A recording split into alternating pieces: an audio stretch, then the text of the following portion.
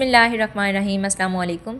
حضرت سیدہ خدیجۃ الکبریٰ نبی آخر الزمان صلی اللہ علیہ وآلہ وسلم کی سب سے پہلی اور محبوب زوجہ اور حسنین کریمین کی نانی اماں تھیں۔ ان کے بارے میں حضور نبی کریم صلی اللہ علیہ وآلہ وسلم نے ارشاد فرمایا کہ اے اللہ کی قسم، مجھے خدیجہ سے اچھی بیوی نہیں ملی۔ وہ مجھ پر تب ایمان لائیں جب سب لوگ کافر تھے۔ اس نے میری اس وقت تصدیق کی جب سب نے مجھے جھٹلایا۔ اس نے اپنا زر و مال مجھ پر اس وقت قربان کر دیا جب دوسروں نے مجھے محروم رکھا، اور اللہ تعالیٰ نے مجھے اس کے بطن سے اولاد دی۔ میں جب کفار سے کوئی بات سنتا تھا اور وہ مجھ کو ناگوار معلوم ہوتی تھی تو میں خدیجہ سے کہتا تھا، وہ اس طرح میری ڈھارس بن جاتی تھیں کہ میرے دل کو تسکین ہو جاتی، اور کوئی ایسا رنج نہ تھا جو خدیجہ کی باتوں سے آسان اور ہلکا نہ ہو جاتا تھا۔ ایک مرتبہ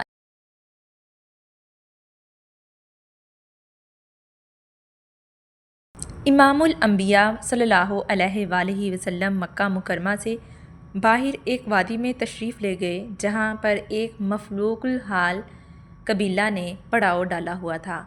وہ لوگ بھوک سے لاچار، انتہائی قسم پرسی کی حالت میں تھے۔ حضور صلی اللہ علیہ وآلہ وسلم ان کے پاس سے ہو کر گھر تشریف لائے تو طبیب پر بڑا بوجھ تھا، اس لیے آتے ہی چادر تان کر لیٹ گئے۔ ام المومنین سیدہ کائنات نے چہرہ انور صلی اللہ علیہ وآلہ وسلم پر پریشانی کے آثار دیکھ کر پوچھا، اے میرے محبوب، آپ کیوں پریشان ہیں؟ یہ سن کر حسین کریمین کے نانا صلی اللہ علیہ وآلہ وسلم نے فرمایا، مکہ سے باہر وادی میں کچھ مسکین لوگ ٹھہرے ہوئے ہیں، ان کی حالت ذرا مجھ سے دیکھی نہیں جا رہی تھی، اور میرے پاس اس وقت کچھ نہیں کہ میں ان فقراء کی مدد کر سکوں۔ یہ سن کر حضرت خدیجۃ الکبریٰ رضی اللہ عنہا نے عرض کی کہ آپ مکہ کے فلاں فلاں سردار کو بلا کر لائیں۔ رحمت للعالمین سردار ان مکہ کو لے کر جب گھر پہنچے تو دیکھا کہ گھر میں اشرفیوں کا اتنا بڑا ڈھیر لگا ہوا تھا کہ حضرت خدیجہ آپ کو دکھائی نہیں دے رہی تھیں۔ حضرت خدیجۃ الکبریٰ نے ان سرداروں کو خطاب کرتے ہوئے فرمایا کہ تم سب گواہ رہنا کہ میں نے اپنا یہ سارا مال حضرت محمد صلی اللہ علیہ وآلہ وسلم کو ہدیہ کر دیا، اب وہ اس کو جہاں چاہیں خرچ کریں۔ غار حرا میں پہلی وحی کے نزول کے بعد، ملک آسمانی کی پہلی ملاقات کے بعد آپ پر بہت گھبراہٹ اور بے چینی تھی۔